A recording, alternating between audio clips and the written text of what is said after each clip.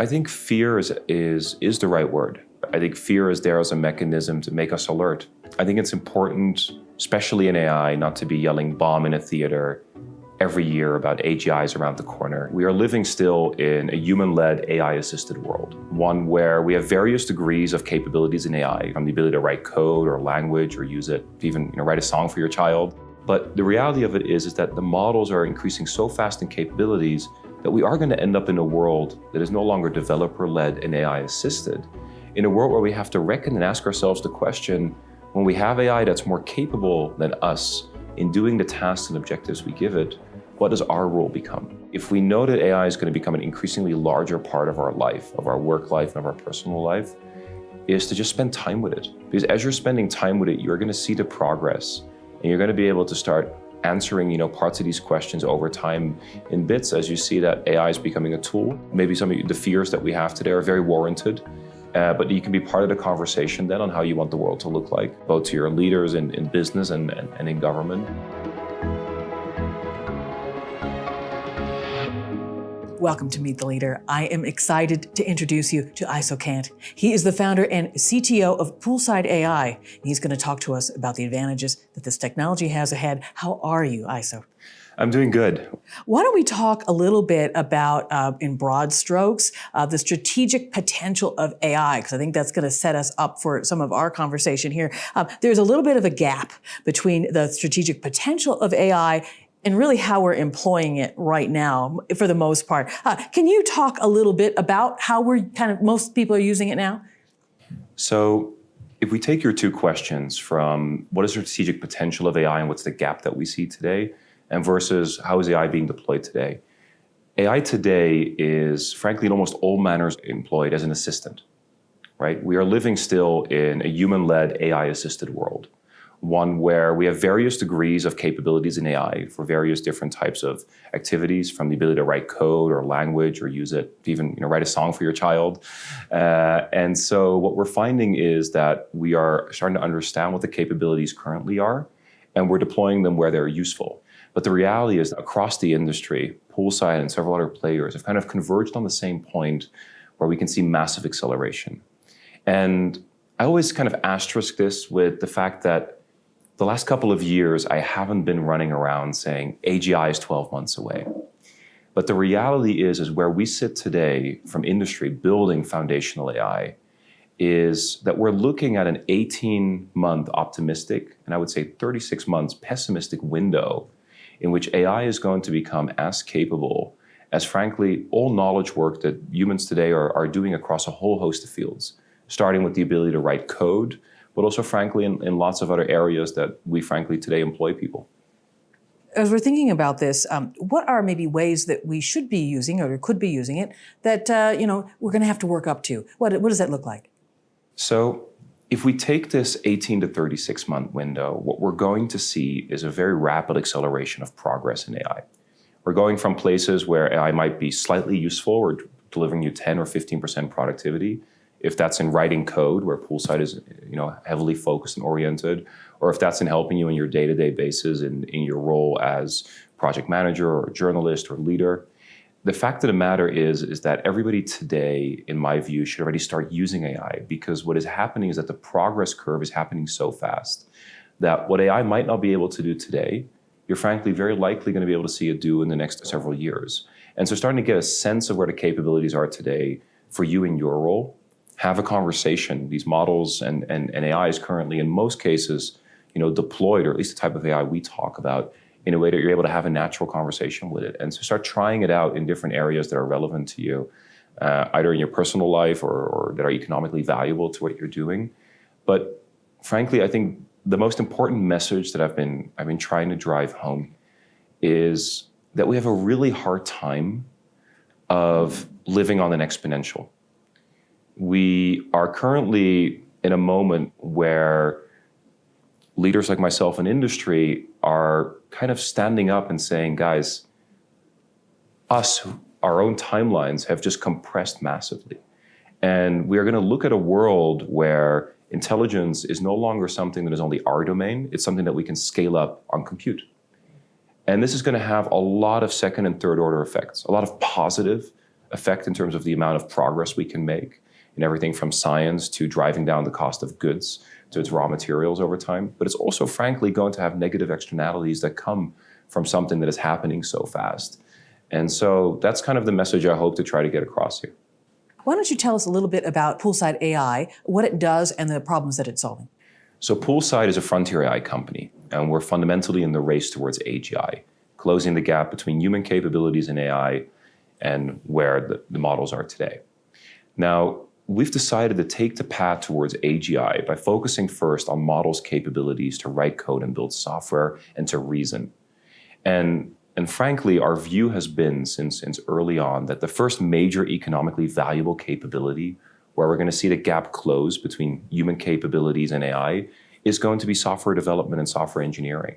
And that has a lot of effect in the world because, frankly, a lot of the world's automation and progress comes from software. Mm-hmm. And how does your technology work?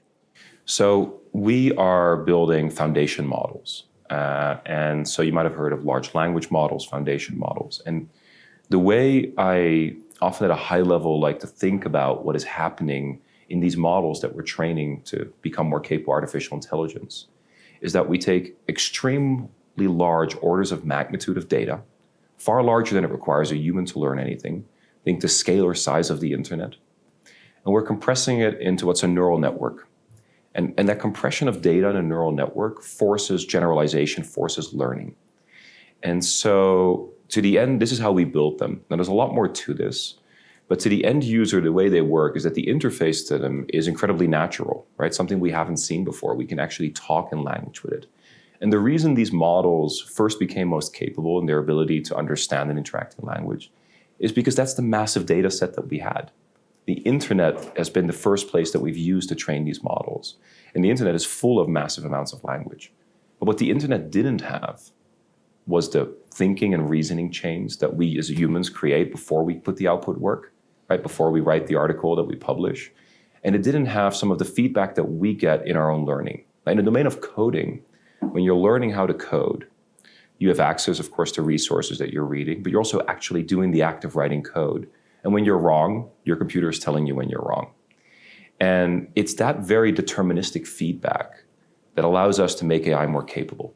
And in our field, we pioneered the use of reinforcement learning from code execution feedback.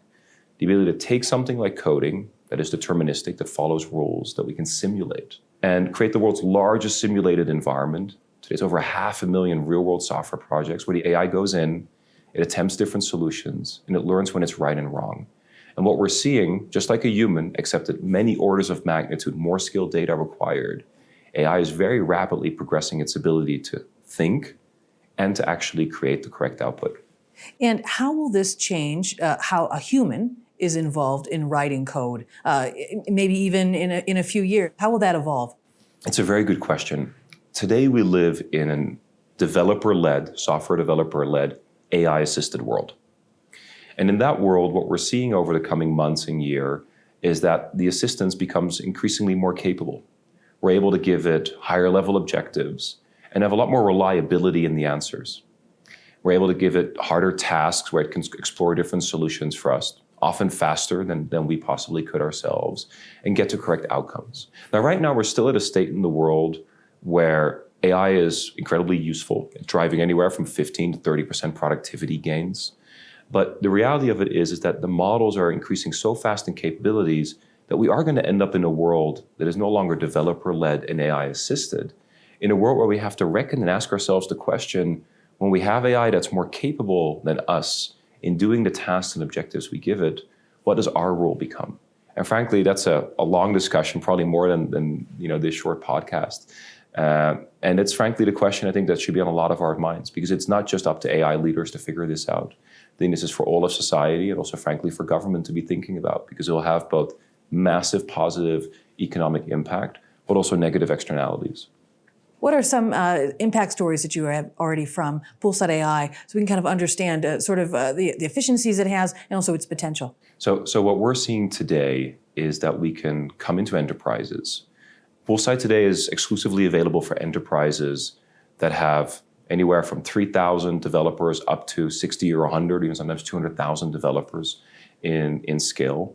And we deliver our entire solution inside the enterprise. And so part of our promise for enterprises is that the AI is coming to your data.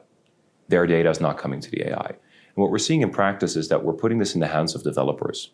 This is not just about a model, what we often refer to, right, as the artificial intelligence, but it's also about the end user experience. And so we provide an end user experience for software developers in their editors where they do their daily work, in the web browser and other tools, so that they're able to both do their own work much faster, but also to actually have a conversation with the AI, asking it to do tasks for them, asking it to explain new code bases that they might be in.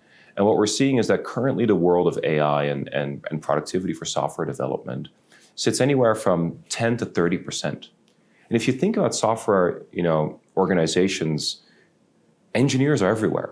Most people don't realize that most of the largest global banks have anywhere from 30 to 50,000 software developers per bank. And so this holds true in lots of industries. So places where we can start making accelerations that today are in the 15 to 30% range, but in the coming years are going to become increasingly orders of magnitude larger. Frankly, you can have a lot of impact already today and see it at the end of the day in your balance sheet.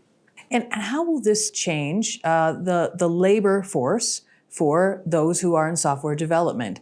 How would it maybe change the number of people, right? Will it shrink? But also the type of tasks that they'll be doing. So if we take software development, but we can even take this broader for all knowledge work that's happening in the world. We're on the frontier. So we have to see how this plays out. But if the predictions that I'm making, that our leaders in AI are making, and we see that we reach this point where AI becomes as capable as the most capable software developer, the most capable lawyer, the most capable accountant, we have to reconcile the fact that we have something that we can spin up on compute that runs 24/7 a day, doesn't get tired, and is able to actually deliver that economic impact. And we have to ask ourselves, what does our role become in that? Now, the reality of it is that we are in a world where we can do so much still to create abundance. And so much exploration is still ahead of us. And so I have no doubt that we will find a place and purpose for ourselves in that journey. And there is a lot of parts of today our role that actually is uniquely human. The asymmetry of information that we might have between each other, the fact that there's certain things that we frankly want to speak to someone face to face, but also the reality of the matter is where in the next 10 to 20, 30 years, we might have an incredible robotic surgeon that we trust more over a human. We still want the nurse. So I think a lot of people listening to this or watching this will be asking maybe a question I'm going to ask you right now, which is, has coding sort of gone the way of the horse and buggy? How should we be thinking about this? I think we should be thinking about, in very short order, all knowledge work. Everything we frankly do behind a computer screen is going to have to be rethought. We're going to have to reconcile the fact that we will have technology that's going to be as capable as us. So, and I also don't think that we have all the answers yet, including myself. The world that we want to live in is a world where all of us have purpose, where all of us can feel valuable. But we also want to live in a world where we can make accessible to everyone the things that we can drive the cost down for: housing, education, healthcare, and you can go down the list. So I'm very optimistic about what's going to happen.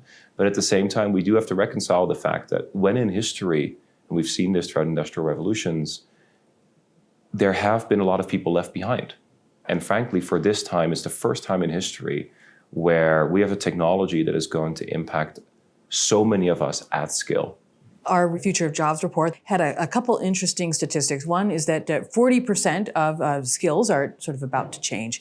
Another factoid from this is that economists are sort of saying, hey, it might be more interesting in the years ahead to be talking about skill and task growth over job growth, right? What do you think about that? What do you think about that shift? With a lot of respect to, I think, the work that's being done to try to figure out what the world looks next, I think it is still underestimating what it means to be able to, today when we have a complex task, an objective, no matter if that's building a company, if that's figuring out a technology or trying to make progress in research and science, we put people on the problem because people are incredible, our intelligence is amazing, and we collaborate to reach that objective. But we are underestimating the fact that AI soon will be able to do exactly the same thing. And so I think it's a moment in time where it is very hard to feel like you're on an exponential, especially when you're further away from the technology. But we have to start thinking about the questions that you're asking, which is, what does it really mean for us to live our day-to-day lives when AI is going to be doing the work that we might be doing today? Sure, sure. In your space, in the near term, right? So we won't even say 5 years. That just seems like so far in the future. That's just Jetsons style stuff, right? Why don't we just say maybe in the next 1 to 3 years? In your mind, what would be the skills that people should maybe start mastering? Like if you were going to think about yourself and your team, what would you like to be having them shore up? If you're in knowledge work today, you need to assume that within 3 years, there's an extremely high probability and likelihood that everything you are doing today in your role that is happening, that's happening behind a screen, because I think it's the easiest for us to think about, right? The work we're doing in Excel and email and code editors, even in Zoom calls, that time is going to free up. And so that often leaves the human element. At the end of the day, I like to quote, and I unfortunately can't remember who said it, that AI is more capable of playing chess, but we still want to watch Magnus Carlsen play. And I think there's frankly parts of businesses and parts of what we do where that holds true. I also think we just don't have the answers right now. And I think it's very fair, because when we are able to drive down the cost of intelligence to the cost of energy and chips, we're going to have to rethink what it means to become economically valuable, to have that purpose, and to be able to, what does capitalism to some extent even look like? And I don't have all the answers today. And I also think that some of these answers shouldn't necessarily come from only business leaders. They should come from everyone, including in government. You personally, what do you have your eye on as far as something you want to either get better at or learn more in your mind? So the reason I do what I do, a big part of it is that I love working with massively ambitious, kind-hearted, low ego, extremely high intellectual horsepower people who deeply care about their work and their mission. And so for me, I'm deeply aware that that the enjoyment of what we get to do on a day-to-day basis, going after really hard problems, is a human thing. And it's something we do together. So for me, the part that I always think about is, what could I be doing today that I wasn't doing a year ago to really push that forward? Frankly, a lot of that has to do by just listening to the people around me who work with me, to understand, hey, where can you improve? Underlying so much of our conversations, it's not spoken, but underlying so many of the conversations here about technology and what people need to be prepared for is a fear that people will be left behind.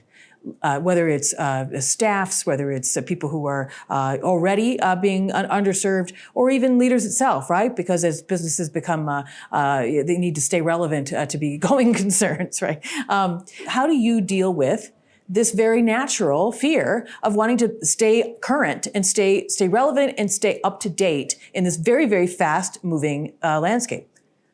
I think fear is the right word. I think fear is there as a mechanism to make us alert. And I think it's important, especially in AI, not to be yelling bomb in a theater every year about AGIs around the corner. It's why I'm very careful with making the statements about 18 to 36 months for a lot of knowledge work. And I also, put that with the fact that I have an extremely high probability of that happening, but it's not certainty yet today. And so frankly, I think having the fears already is great to acknowledge that it's there. And then secondly, if we know that AI is going to become an increasingly larger part of our life, of our work life, and of our personal life, is to just spend time with it. Because as you're spending time with it, you're going to see the progress, and you're going to be able to start answering, parts of these questions over time in bits as you see that AI is becoming a tool, and that someday maybe some of the fears that we have today are very warranted. But you can be part of the conversation then on how you want the world to look like, both to your leaders in business and in government. And so I wouldn't ignore it. I wouldn't put the blinders on. I would just go step by step, use the technology, and get a sense for yourself how it's progressing. So you're a co-founder. What was the moment that that inspired you to start this? So I started work on AI for its ability to write code in 2016, far before starting Poolside. I took a stab at this before, actually. And we were too early. It's actually how I met my co-founder. He was the CTO of GitHub, one of the largest developer platforms in the world, and he offered to acquire that company, and then we turned it down. But we became a great friendship. But the moment really for Poolside was that I had spent years of my life working on this problem, and we didn't succeed. And then a couple of years later, ChatGPT comes out. And it was incredible. It was instant within minutes of using it that the future we always knew was going to happen was about to accelerate. And my co-founder saw exactly the same thing. And we had known each other very well at this point. We used to have a podcast together, which is frankly just a great way for two grown men to spend time together. And we started having the conversation of, if we have such conviction, and at the time we thought it was 10 years, of what the next decade looks like, what are we going to do? We realized we had our own points of view that were different from our competition in terms of how we wanted to tackle this, how we wanted to bring it into the world, and how we also wanted to progress the capabilities. And so at some point, it didn't become so much of a question. It felt more like a mission. And I still remember that feeling. And we just got to work. And frankly, we're still at it, and we've got a lot of work ahead of us. In technology and innovation, it's very, very natural and common to hit a wall. You think it's going to go one way, it doesn't go that way. You get through it, but there is a moment where you're like, I don't know what we're going to do next. What was a moment like that for you that was shaping for you? So I want to separate the question, because hitting a wall is often used in AI as right now the easy thing to say. Technologies hit the wall, AI won't progress. And I don't think that's a world that we are living in right now. But if I take your question from which I think your intent is of, in your own journey, right, in your own journey of Poolside, I never talk about hitting a wall. I talk all the time to the team about getting slapped in the face. I think the reality of it is when you're going after something ambitious, the journey itself is hard, and you're going to get slapped in the face. Sometimes there's months where it's just only on the up, and then the day you don't realize it, you get slapped in the face. And this will continuously happen throughout your journey. But if you've been around long enough and have tried going after hard problems before, and kind of in your question as well, you realize that this is going to continuously happen. And the only thing that matters is that you're left standing on the other end of it, that you can get back up. And that's really, I'm not a big basketball fan, but Kobe Bryant said something at some point, and he said, there is no such thing as failure. The only failure is if you don't go back up and go at it again. And frankly, that's a little bit the sense that we've taken from this. It's an incredibly important mission. We have a ton of work ahead of us. We will get slapped in the face, punched in the face even, probably along the way. We're in a race, frankly, or often I refer to it as a bar fight, because AI really feels like that at times. And we're just going to keep chopping away at it. And the good thing is you build up a little bit of resiliency over time. On your very last question, so we've got 1 minute left. What is a piece of advice that you've always been grateful for? Early on in my career, and I must have been, I'm not sure if I was even 20. I was looking at America, and this must have been around the time of the financial crisis. And I said, America's on the down, maybe it's the end of the era of America. And someone sat me down and they showed me all the times in history when people thought it was the end of the United States of America or that it was on the decline. And they said, look, you have to understand that America is a country of extremes. It has extreme negatives, but it has extreme positive outcomes. And the reality of it is no matter when it is on the down, it's a country of comebacks. It's a country of incredible deep optimism, of wanting to build the future. And every time we think that it's down and out, it got slapped down, it comes back and it comes back stronger. And I'm European, with probably some European sensitivities at times as well to America. But I got that advice and I took it to heart. And if I now look back over those last 16 years, from the financial crisis to COVID, to the changes in politics and presidencies, at the end of the day, America is a continent that is up and to the right, and I think will be for a very long time because of the nature of this immense optimism of people. And I think the rest of the world can use a little bit of that American spirit. And so that was some of the best advice I got, and I try not to forget it. And I think it's very relevant in today's times because I'm flying to the United States next week, and I know I'm going to be welcomed by a world that wants to go build towards the future of AI with a lot of optimism and the ability and willingness to take risk far more than anywhere else in the world. And I wish we could find the same here in Europe where we're sitting. But I think we're still a mindset shift away from getting there. Wonderful. Thank you very much, Eiso. Welcome. And thanks also to our listeners and our viewers. For more video podcasts, go to the World Economic Forum's YouTube page. And for podcasts and transcripts, go to the World Economic Forum's website at wef.ch/podcasts.